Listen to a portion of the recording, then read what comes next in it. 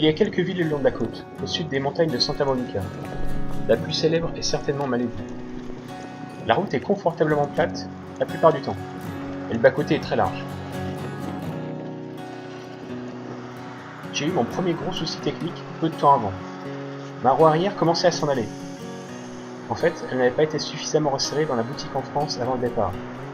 Avec le poids du chariot, l'ensemble l'a tiré vers le bas, et donc la faisait sortir du cadre du vélo. Après quelques minutes de panique, je comprends qu'il n'y a pas de dégâts à long terme. Je reprends la route, et le décor ressemble de plus en plus aux maisons touristiques, avec des ânes nus bordés de palmiers. Le vent est cependant assez fort. À un moment donné, je dois carrément m'arrêter, descendre de vélo et marcher, simplement pour continuer à avancer. Je suis enfin en vue de Los Angeles. Après moins de 2 semaines, j'ai fait une première étape importante, et c'est un gros bond de motivation. Je me disais initialement que ce serait bien déjà d'arriver jusqu'ici, et de faire toute la côte de Californie. Mais je ne vais pas hésiter longtemps avant de continuer mon voyage. Je fais le grand tour pour passer par la plage de Santa Monica et autour de l'aéroport international. Ici, toutes les distances sont gigantesques. Ce petit détour me prend plus de 2 heures.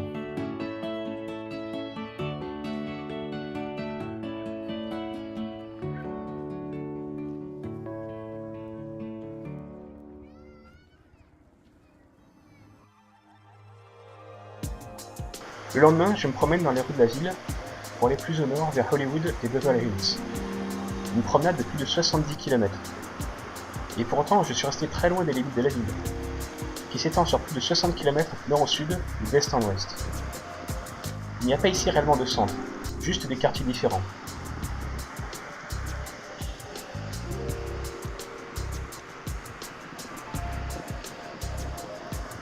Se déplacer d'un point à un autre prend un temps fou, même en voiture. C'est le prototype de la ville américaine, avec des zones commerciales tous les 2 km et des blocs sans fin de bâtiments sans âme.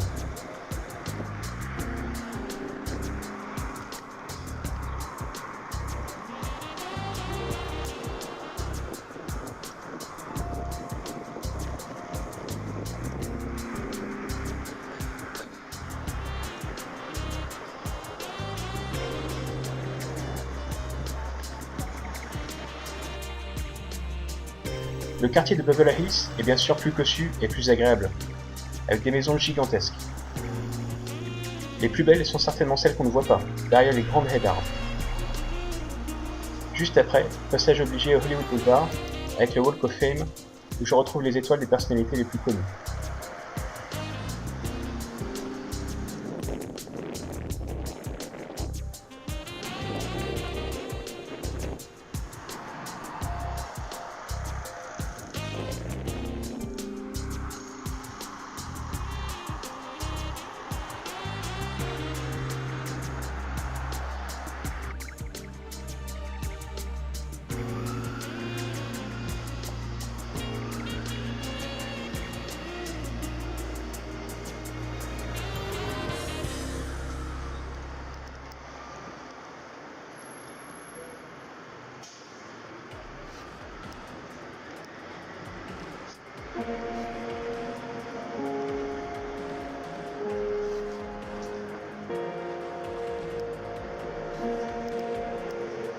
Je passe par Downtown LA au retour, le seul endroit où il y ait de véritables immeubles.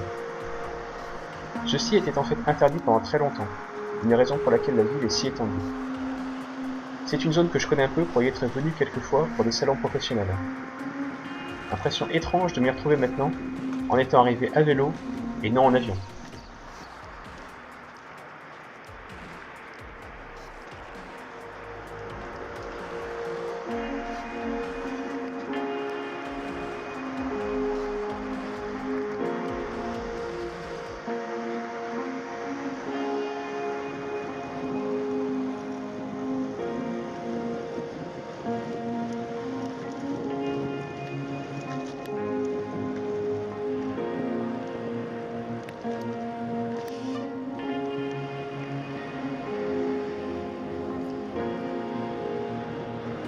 Sortir de Los Angeles est un véritable voyage en soi. Il me faut 3 jours de petites étapes pour y arriver. J'évite de circuler l'après-midi. Les températures montent très vite au-dessus de 35, voire de 40 degrés.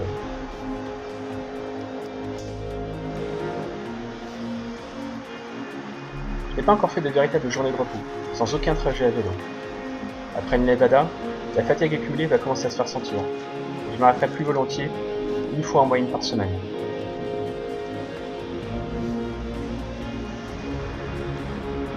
Lors de ces journées, je vais souvent aller au cinéma, presque 20 fois en 4 mois. C'est d'autant plus que pendant tout le Middle West, il n'y aura aucune salle de cinéma dans les villes où je vais m'arrêter. J'ai également emmené une liseuse avec moi, un Kindle, et je vais lire ou relire pas mal de livres.